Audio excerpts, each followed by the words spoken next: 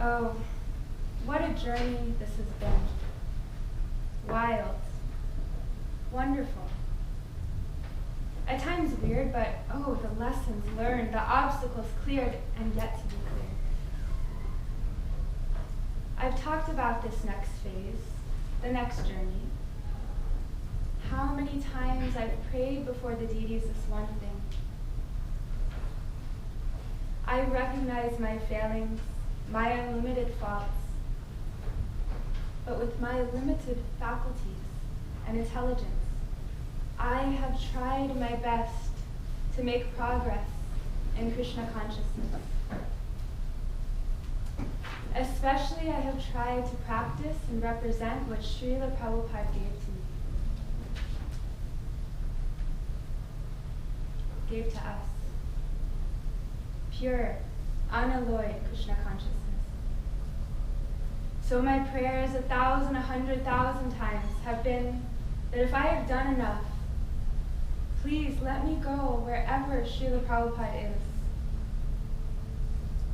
If he has returned to the spiritual world, then let me do whatever I can to follow. But if he has gone somewhere else for preaching and delivering more fortunate souls, then please let me also go there. That is my only wish.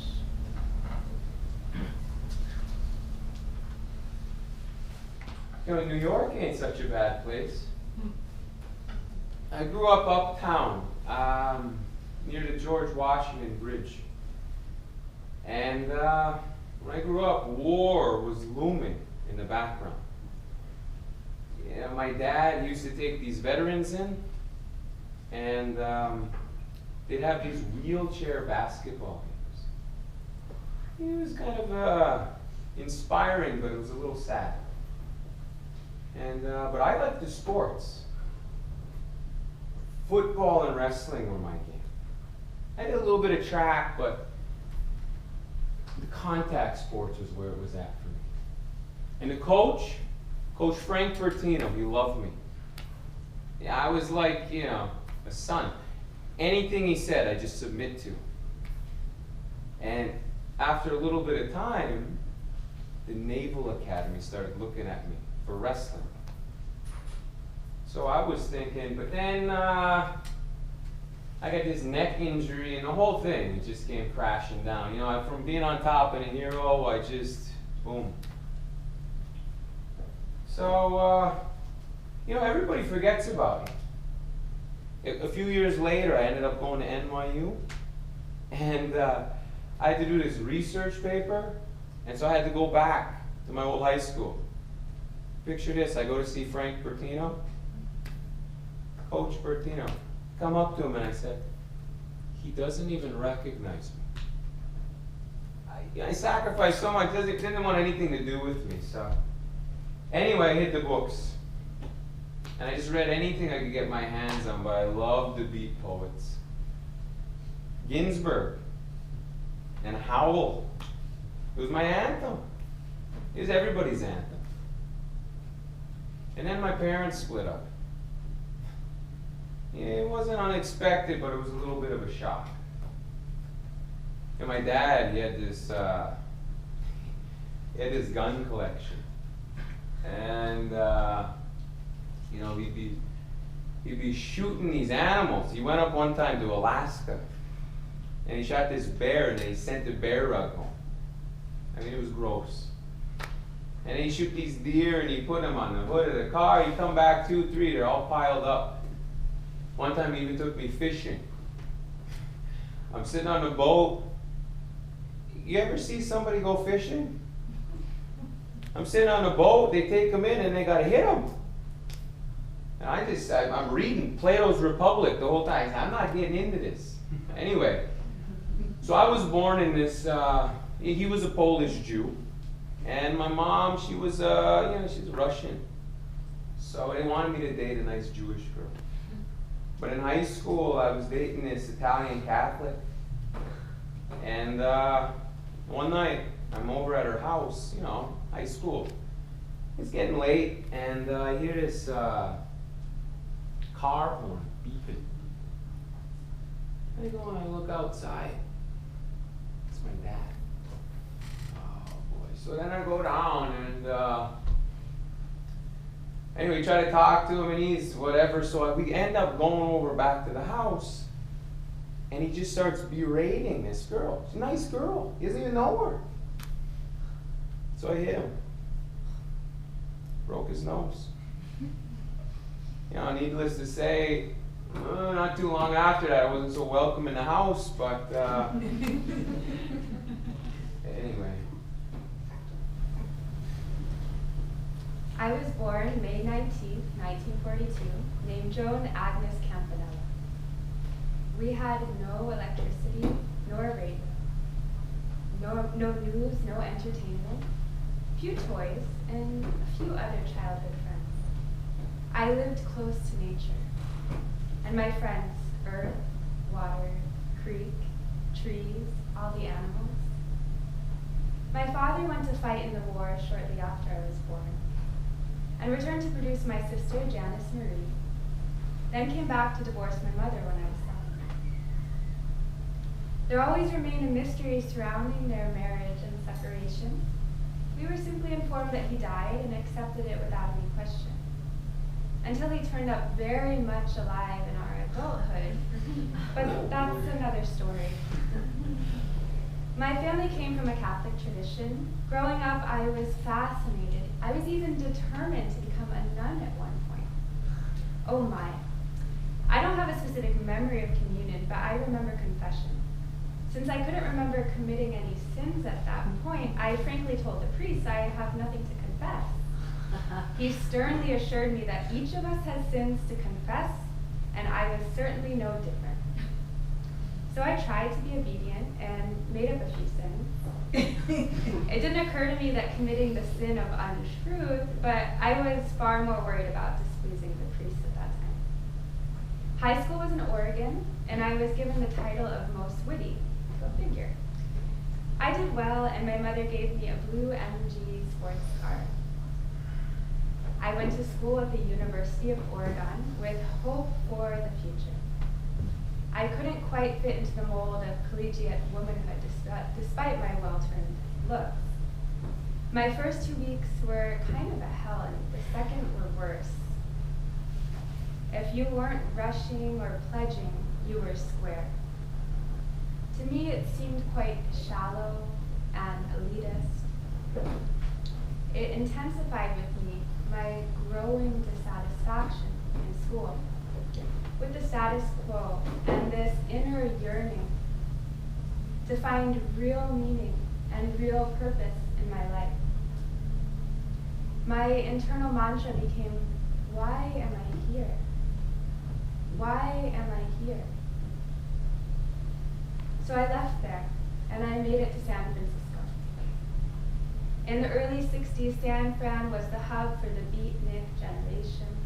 Poets, artists, musicians in uniform black turtlenecks, and shared ideas and listened to beat-bop music. I felt at home in this environment, and my place became a popular gathering for all the artists, the musicians, and the intellectuals. I kept the place clean and was beginning to be known as something of a cook. And I rekindled my interest in Zen Buddhism and began reading other books on yoga.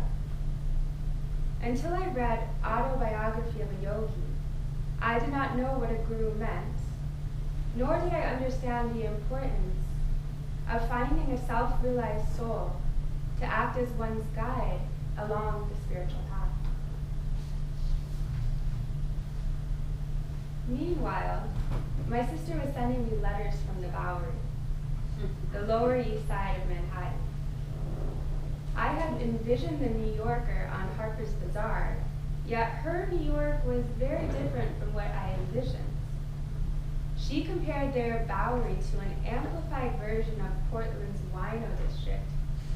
She evoked its heavy liquor smells and jukebox music oozing out of the many taverns and bars on every single block.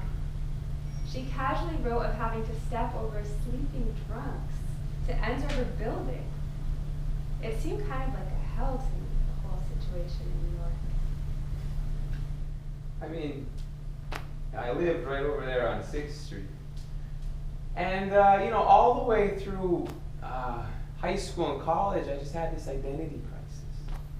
I didn't know who I was. I didn't know what I was doing, where I was going, what my purpose was. And, as far as I could see, I kind of entered into the dark night of the soul.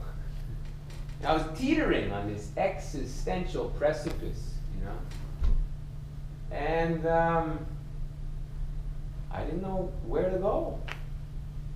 So, luckily, even after the altercation, my dad, he was kind of a rich guy. We made our fortune off of Old Spice. You guys know Old Spice? Why are you laughing? Anyway, we made the packaging for it. So he gets me this job because he's got connections, So he gets me this job on this ship. It's a big ship, but it's not that big. And it's going from New York City to India in 1964. And it's bringing powdered sugar over there for some Raj or something. And we get on this ship. I just, I didn't serve a couple of the officers, and that's it. But we got to see the place, the whole world. Went to Africa and the Middle East, all these different places, My mind was like, but the point is, we went to India. 1964, I get to India, and I am enamored with the place. As soon as I stepped off, I thought, whoa, this is my culture. I mean, I right away, I got the lungi, and I did, I got the sandals, and I did the whole thing. And the smells, and the sights, and the tastes, and everything, it just, just fit me. But, I learned a bunch of stuff there. I even learned how to smoke. There's this way that you smoke, where you just hold it like this, right? And you gotta cup your hand, and you just take a puff, but your lips never touch it. It's so thick, Why are you laughing? So thick. Anyway, I didn't do it so much after that. But on the way back, it was amazing because there was these waves in the Atlantic Ocean. Try crossing the Atlantic Ocean in a ship. Later on, I could appreciate it. But anyway, 30, 40-foot waves. It's like a wall. I mean, it's like a mountain. And you just go way high and way low. And when I got back, I thought, man, I got to do this whole India thing. So I started getting into, some of the Bhagavad Gita and these, Upanishad, these different books. Anything I could get my hands on. And then I was going to NYU. I was living right over down the street. And I would hand in these papers. And, they weren't that great. But they were better than anybody else was doing. So they give me these great grades. And they say, oh, because I'd seen the culture. So I thought, well, maybe I'll become a professor of Hinduism. That way I can get over it, So I started going down that track, and then whenever I'd see a Swami, I'd take to him, because I knew the culture. So the first Swami that I go to the Swami, and I knew you gotta serve him. So I went to him and I said, I want to be your student. And he go, okay. And then a little bit later, he introduces me to his girlfriend. I thought, what kind of Swami is this? So anyway, that didn't work out. But then the next one comes, and I knew. I said, oh, I want to be your student. So he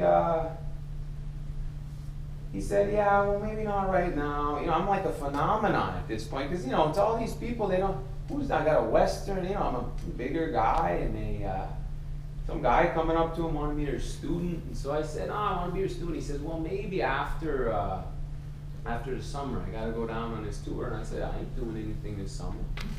I'll come down, I'll help you. And he said, no, the congregation is a little different. They're all old ladies. Okay, well, it could be done. So then I hear this Swami on the Lower East Side. I thought, I gotta meet him. And I never forget the day, because I had this feeling. Like this feeling like, I don't know if you've ever been at the airport and you're leaving your hometown. You ever had this feeling? And you're looking back and you're thinking, I may never be there again. So I'm just having this feeling. And all I'm doing, I'm going from 6th Street to 26 2nd Avenue. And I start walking over, and it's August 1966, and it's hot. And the sun's going down, but everything just felt just right, you know? And I'm looking in these churches, Pentecostal churches, everybody's playing the tambourines, and they're singing, they're clapping. And I mean, it was something. So anyway, I get to 26 2nd Avenue, and I just go in, I sit in the back. It's a little storefront, you know? And I see there's some people on these oriental rugs, and then there's more people in the front, and they got, they're sitting on the bare floor. And then there's this little like dais or something, you know, this place where the Swami's gonna sit. So I'm looking up there, I'm just checking out the scene, and then the side door opens. And in walks the Swami. And he's walking about halfway, and he stops. And he just turns to look, you know, who's in the audience. And our eyes met. And I'll never forget it. I just looked at him. And I thought, it's the Swami. It's him. You know? So, it was the Swami. And for me, his look was very alluring. Because he had these saffron robes, and he had this beautiful golden complexion. And I had studied, you know, some of this Eastern stuff. So I had seen that there's these signs for what, you know, like an elevated person's supposed to look like. You know, they got the golden complexion and the big, beautiful lotus eyes. And the elongated face. His chest was like a lion. So I looked at it, and actually, when I first saw him, I thought, this isn't the Swami. It's the Buddha. That's what I thought. It's the Buddha. Anyway. These letters from New York are getting stranger and stranger. My sister wrote to me and said she was getting married. She said it won't resemble anything like a familiar Catholic church wedding with a groom in a black tux and a bride in a white gown. Be ready for something entirely different. Then she said she had a new name. She was Janaki Devi, and Mike was Mukunda. I had to go. When I arrived, I was immediately whisked into what seemed to be the Swamiji's apartment. Shoes littered the floor, and guests were busy sitting on the floor. All the guests were men, and 7 pots of food sat on the shelves in one corner. Jan explained to me how to eat with my hands, and explained it was very genteel to do so. Only one person was standing and serving the meal. It was obviously the Swami. I had a sudden awareness of this golden, radiant man, bathed in sunlight. His frame was small and Gandhi-like, and his eyes a sparkling gray. He looked humble, yet so aristocratic. As instructed by Jan, I greeted him this way: Namaste, Hare Krishna, Swamiji. So, you are Janaki's sister, and you are coming from so far. Very nice. When will the other members of the family arrive? I'm the only one, Swamiji. Oh? This is most unusual. Most unusual. In India, the bride's family makes all the arrangements for the festivities. Sometimes it goes on for days. Never mind. Please come, sit down, and take some nice Krishna prasadam. I was concerned. I followed a really strict macrobiotic diet. My meal plan centered on a strict theme: brown rice with gamasio, a little pickled ginger, and steamed greens or veggie with a little tamari. He served with precise care. Maybe because of my past in dancing, but I was mesmerized by his movement. I ate until I was so full I simply couldn't eat another bite. But I decided then and there this would be the last time that I ate here. After the meal, Swamiji asked to speak to Mukunda, Janaki, and me about the arrangements for the next day of the wedding. He wanted help, and I couldn't help but notice the coffee can with large globules of sugar drizzling down its side. And as an anti-sugar macrobiotic, I feared what was coming. Sure enough, he gracefully picked up the can, he reached very elegantly in, and he lifted out this syrupy, drippy, round gulab jamun. With a warm smile, he said, "Take." I protested as best as I could. Swamiji, I'm so full, I can't possibly eat anything else. But he somehow made me hold out my hand, and then he again said, "Take." Take. So I took. It was like biting into a sugar explosion. By the time I finished the gulab jamun, I was even more convinced. This is the last time that I'm eating here. You know, the kirtan is what really impressed me. You know, I never intellectualized. I just got into it. It's a raw emotion and, you know, a whole thing. Yeah. One time, at that time, you know, the thing to do, especially the summers, was to go over to Washington Square Park. It was hot, especially in apartments. So we go over to Washington Square Park and we just sit by that fountain. And, you know, what we would do, you know, we'd pass around the marijuana and just, you know, sit back. And because I'd started chanting, one day somebody, you know, passed a joint over to me and I just said, "Yeah." And then it hit me. Wow, I'm doing something that makes me satisfied. I don't need anything else. But I just love the kirtan. Swamiji knew how to do the kirtan. One time I asked him, I said, "How do you do the kirtan? How do you sing?" And he said, you sing in a way that the leader never gets tired. I should have remembered this a little bit later. Anyway, so what happened was, after I got into the kirtan, I started noticing everybody's lining up to be a student. And I wanted a little bit of that, but I didn't know how to get involved, you know? So one time, Swamiji had 26th Avenue, his storefront, then there's his courtyard, and then he had his apartment. So one time I'm walking through the courtyard, and he was there, and it's like he was reading my heart. He said, "So?" And I don't even know where it came from. I said, "Swami, I really want to be your full-time student. You know, I want to get more involved. But I got this job. I went to NYU and then I got this degree and then I was going to be working for the Board of Education, right?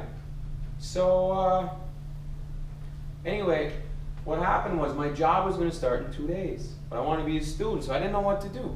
So he just listened. And then he said, "You got to give up the fruits." And for me, it was nice because it was like real care and concern, you know. He started speaking Bhagavad Gita. So then what would happen was, after these little kirtans, they'd pass a hat around. Anyway, it was kind of strange because then after, the Swami would count it in front of everybody. But I had this idea. So I was getting paid $100 a week. So one week, I went in there and I put a $100 bill in the hat.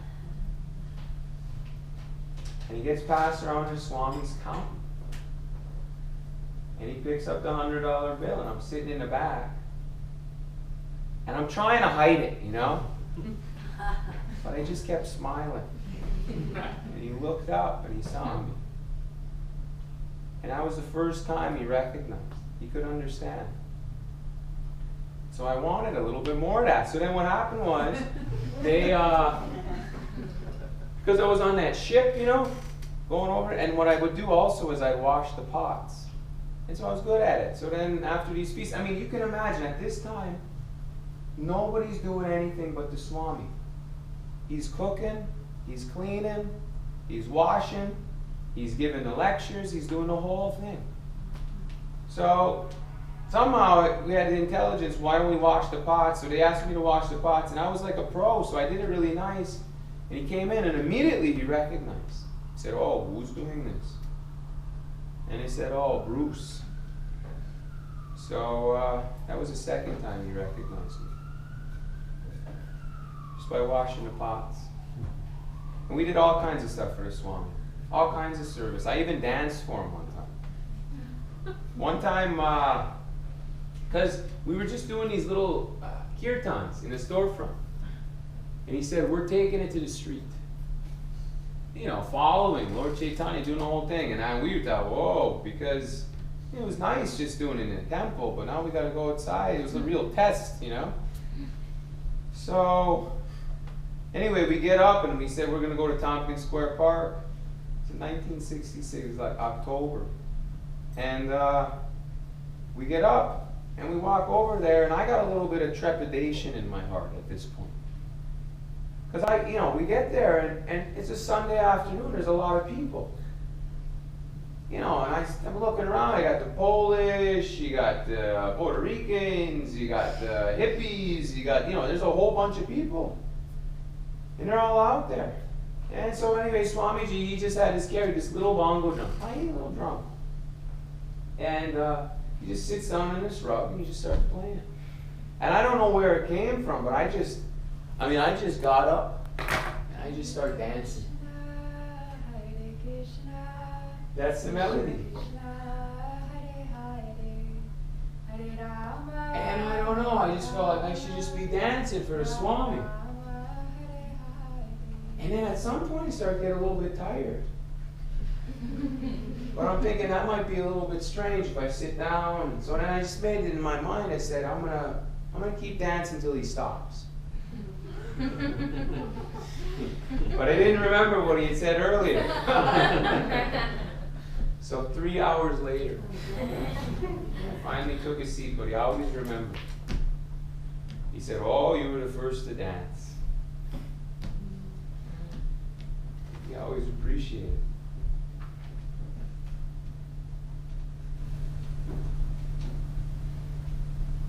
The next morning, I arrived at Swamiji's apartment at prompt 9 a.m. He immediately sent me off with a list of 5 to 6 items to purchase. One of them, hold, was not available anywhere. When I returned, Swamiji asked, "You have obtained all of the items on the list?" "Well, no one knows what hold is, Swamiji." I was captivated and intimidated. "Oh? Another boy always finds turmeric. It's very hard to make an Indian feast without this essential ingredient." Holy. Holy.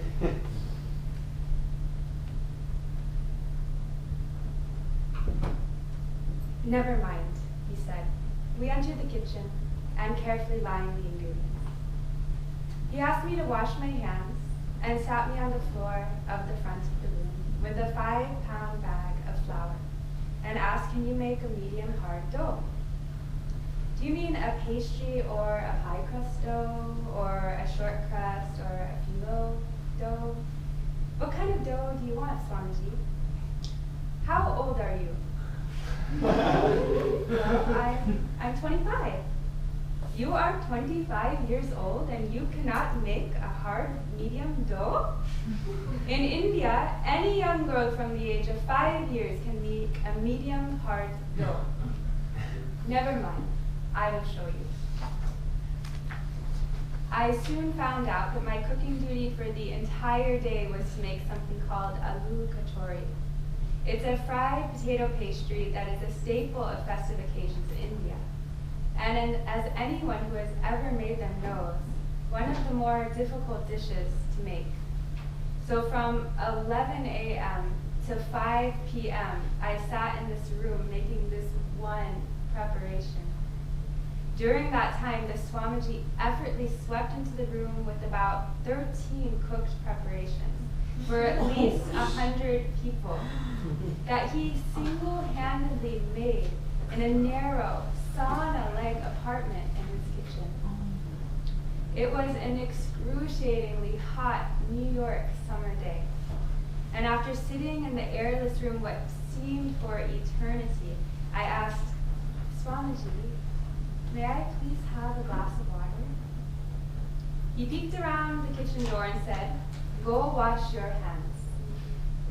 Although baffled, I immediately did so. When I came back, he was waiting with a glass of water for me.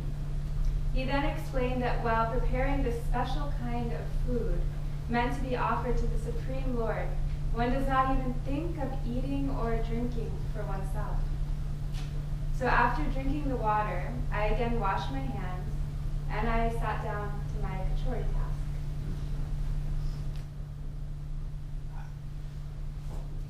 Holby. Turmeric, that's what it was. Got it. Anyway, I was looking to get initiated. It was like the next step. I mean, all these students, they're lining up, and so at my initiation, I invited my mother. You know, at this point, I didn't know what was happening, and I talked to my mom a little bit about the whole thing, but she was like baffled.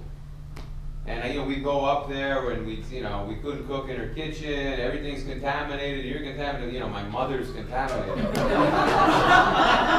So she comes down and she meets the Swami. And it was interesting because at this point, my brother, he was living in Arizona, and Greg, and he had come over. Now he's helping out. We're both there, and so she's saying, well, what are you doing with my sons? And so he's explaining, he said, well, because at this point I'd moved from that apartment, I moved into the temple. And I was given everything I had, $100 a week. And he said, well, we're feeding him, we're giving him a place to stay, we're teaching him, we're showing him culture, She said, oh, very nice. And then he could tell, because she's a well-dressed lady. He said, well, that's very nice, and it would be nice if you could give a donation. And she said, donation? She goes, I've already given you my 2 sons. So we could understand, actually, that we were not Prabhupads. Anyway, I said Prabhupada because we were calling him previously Swamiji. And then at one point, this one of his students asked him a question. They said, Swamiji, can we have one of your students, such and such, can we call her such and such Devi Dasiji? He said, oh no, G is very third class. And at first, it kind of just went over our heads. And then we picked it up. We said, whoa, third class. And we said, Swamiji, we've been calling you Swamiji. He said, oh, never mind. We said, no, come on, we want to call you the best. What is the best? He was very humble. He just said, After some time, we had to press him. He said, oh, maybe Guru Maharaj, or Srila Prabhupada. And so we said it again. We said, no, which one of those? What's the best, you know? And he just started remembering. He put his head down. And he said, well, Srila Prabhupada would be nice. He's so humble. And so from that point on, I went from Swamiji to Srila Prabhupada. So, anyway, he would ask us to do all these different services. So one time, I don't know if you've heard this one, it's called the Macmillan Miracle. So he asked me to print this manuscript of the Bhagavad Gita. He'd had it. And first, how it worked was, he had made this manuscript, and he'd given it to Ginsberg. So Allen Ginsberg was a big fan, big supporter, right? Especially right at the very beginning. He had really taken to it. He would always chant Hare Krishna. So Prabhupada said, you should chant Hare Krishna before you do your poetry readings, and he did that. And he'd give money, and anyway, so he was a big guy, you know, in the world. So what happened was, he gives him the manuscript, said, can you publish this? So he went to his publisher, and then he didn't take it, and then he went to other people, and they didn't take it. For about 6 months, nothing happened with this manuscript. So then we started this this magazine, and the editor's name was Ray Ram. He gave it to him to get it published. So he took it for about 6 months, and then nothing happened. So then he gives it to me. And I was thinking, oh boy. Because I'd seen the manuscript. And I just had no faith. You know, when you see the manuscript, I had read other Bhagavad Gitas. And in this one, there's nothing esoteric. You know, there's nothing. It's just every other page or every page said Krishna consciousness. So it had absolutely no commercial value. So I was thinking, well, if you're not Krishna conscious, you're not going to like it. Anyway, he says, do it. So then I just tried, you know, and I go to the libraries, and I'm trying to figure it out. I'm trying to figure how do you publish a book, and blah, blah, blah, but nothing ever came. So then one day, I was Prabhupada's secretary, you know, the mail would come in, and it'd say, and we'd have to look at it, and I'd fill it out, whatever.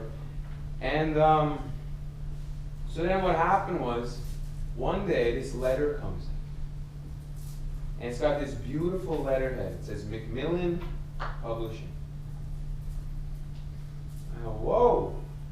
So what had happened was, we had made an LP. We made a record. You guys know what an LP is? Record, big record. Anyway, we made this record, and this record was actually amazing. Prabhupada, he chanted Hare Krishna, he talked about, maybe some of you have heard it, talked about the chanting, and then and it started to get played all over the place. On the radio stations, or even Lower East Side. One station played it all night. 10 hours straight, they just kept it playing. And we'd send this thing out, so they asked me to send it, and so I sent it out, and even made it all the way to the Beatles. At this time, the Beatles, I mean, come on, how do you get to the Beatles?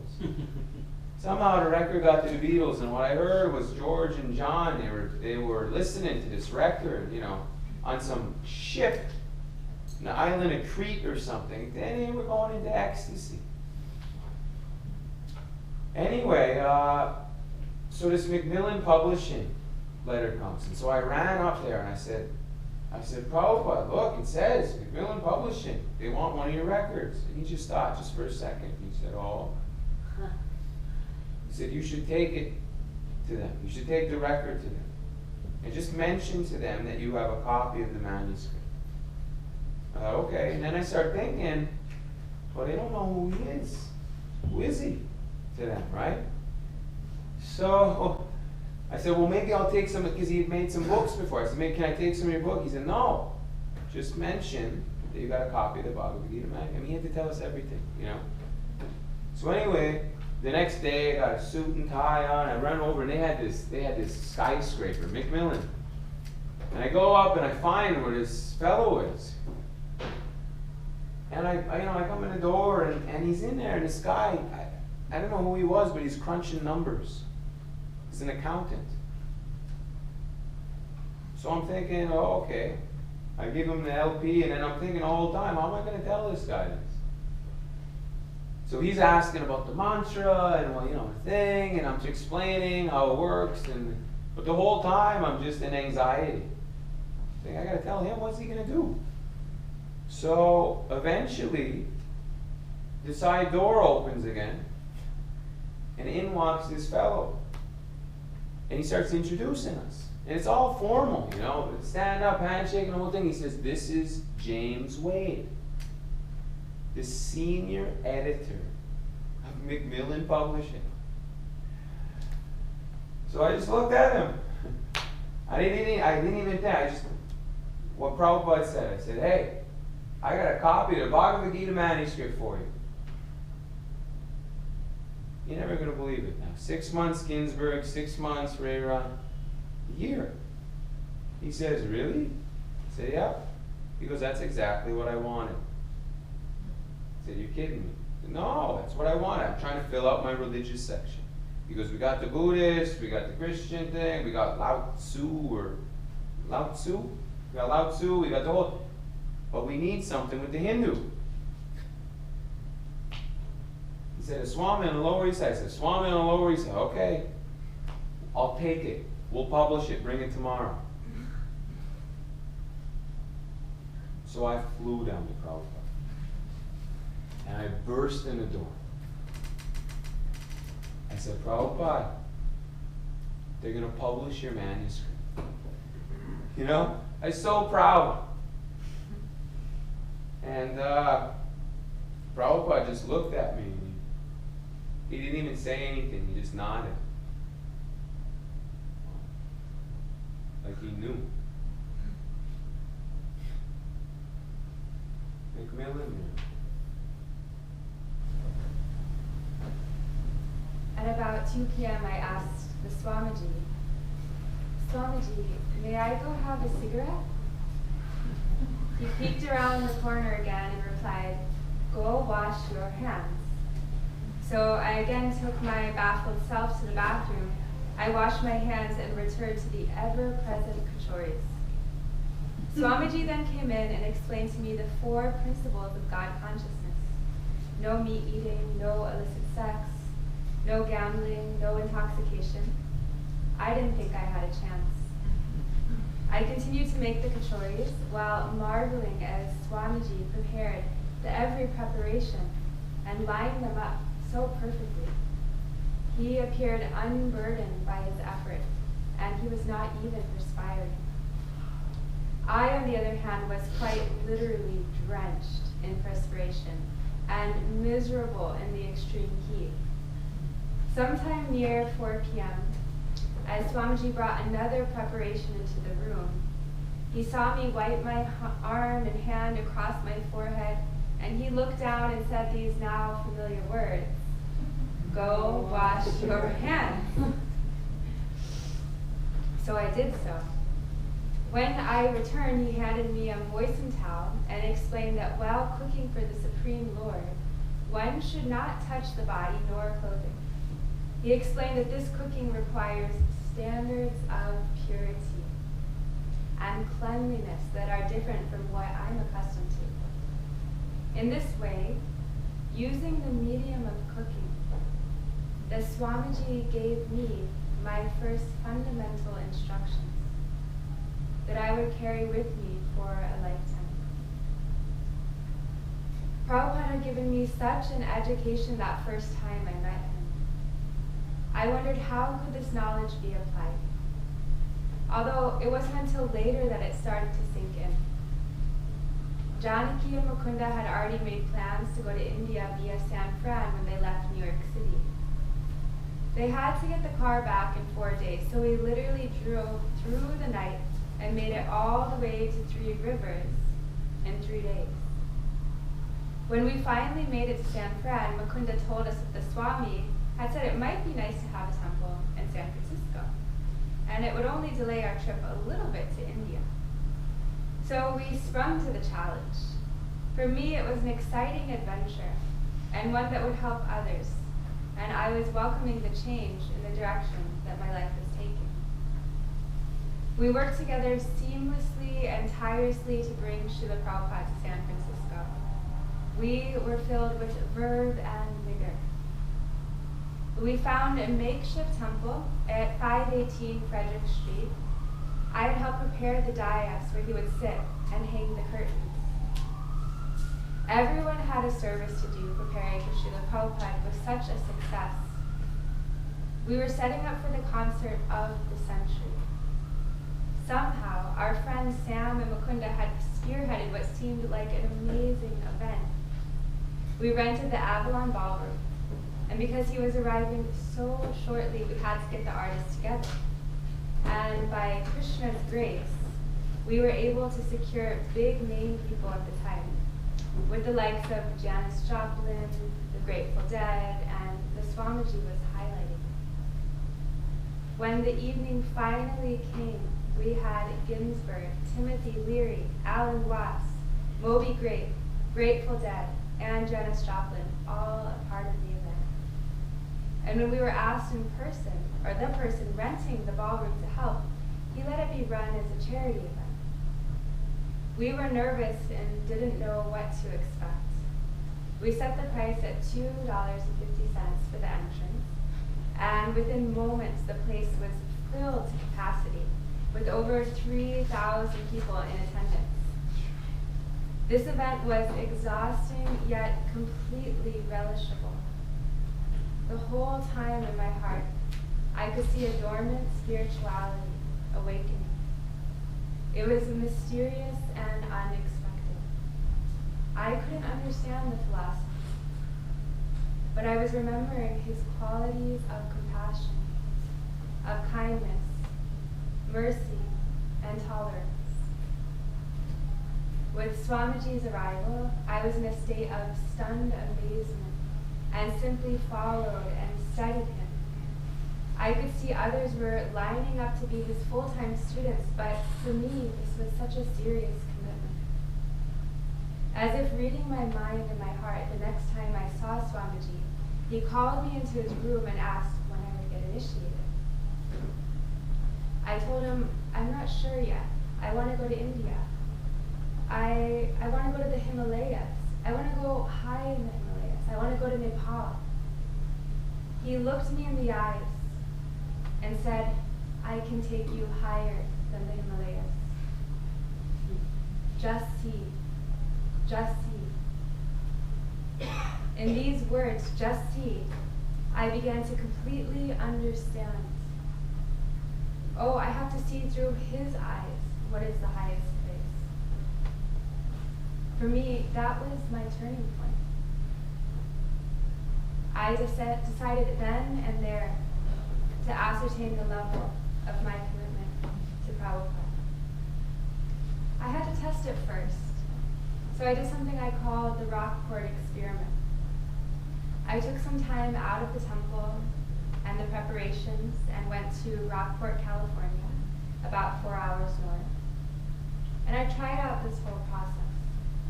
The serious students were chanting nearly 2 hours a day, and I wanted to see if I could commit to that.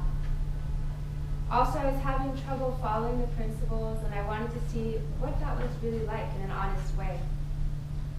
It was actually so blissful. I couldn't believe how heightened my senses became just by restricting them, and how happy I felt from chanting. So for a few days, I stayed and simply chanted and read spiritual books, cooked delicious prasad, and gained insight. And now that I knew I had experimented, I wanted to dedicate myself. But a part of me was still unsure. Eventually I did. And I gave my all. It was a life of adventure, intrigue, and full devotion. I was always hoping for unalloyed devotional service, to please without wanting anything in return. How could I ever repay him?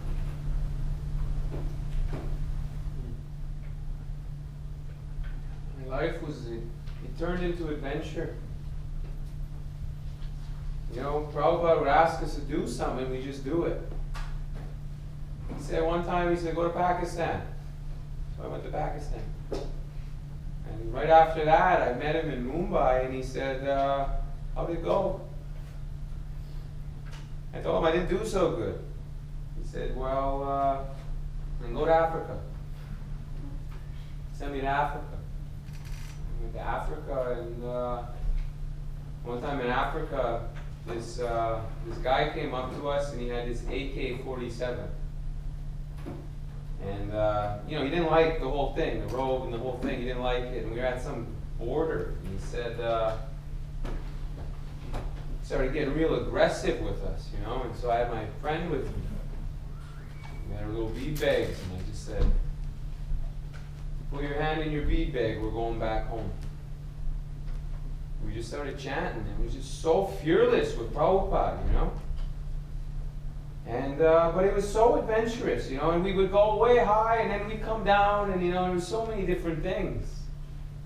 You know, it was like we were invincible, but sometimes we weren't.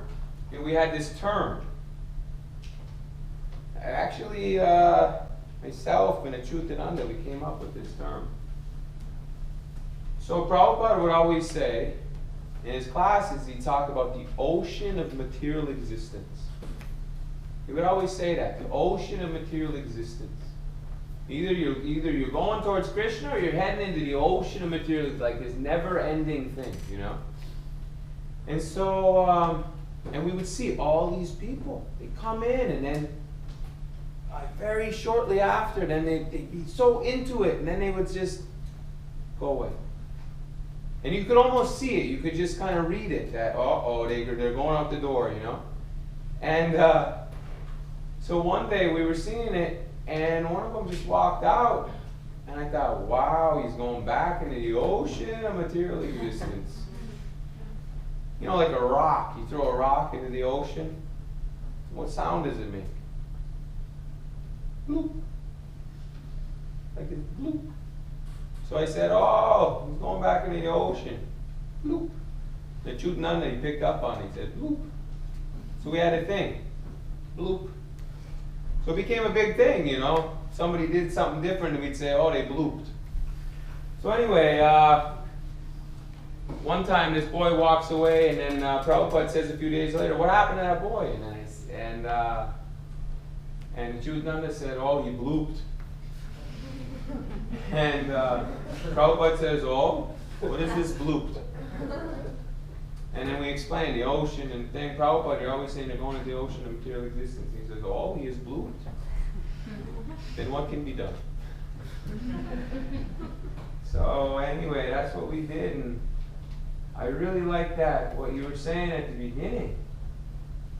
You know, it's like, I remember, actually, one of the last days, Prabhupada was in Vrindavan, and he's on his departure bed.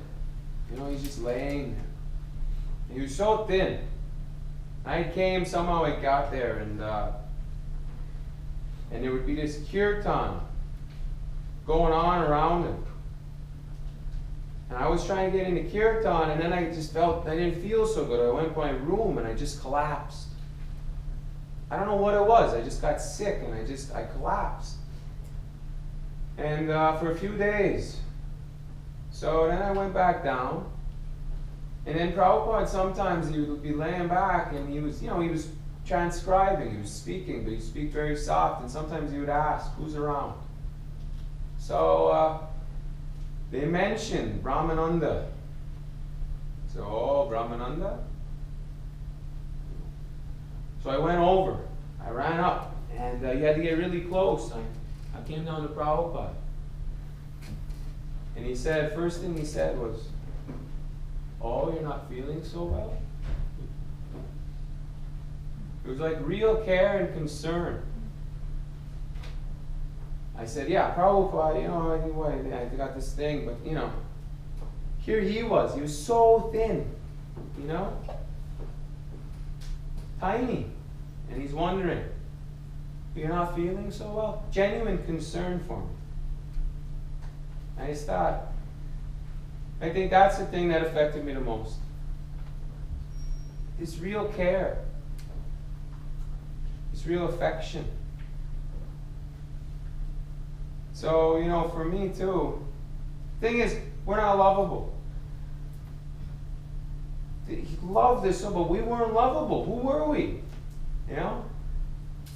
Big guy from where? Doing what? Traveling across, not knowing, hitting my father. Anyway, he loved us. And I think I second that. You know, Prabhupada, if I've done enough, then just let me go wherever you are. Just let me go wherever you are, Prabhupada.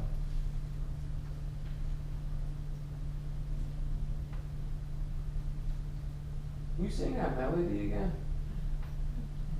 Hare Krishna, Hare Krishna, Krishna Krishna, Hare Hare, Hare Rama, Hare Rama, Rama Rama, Hare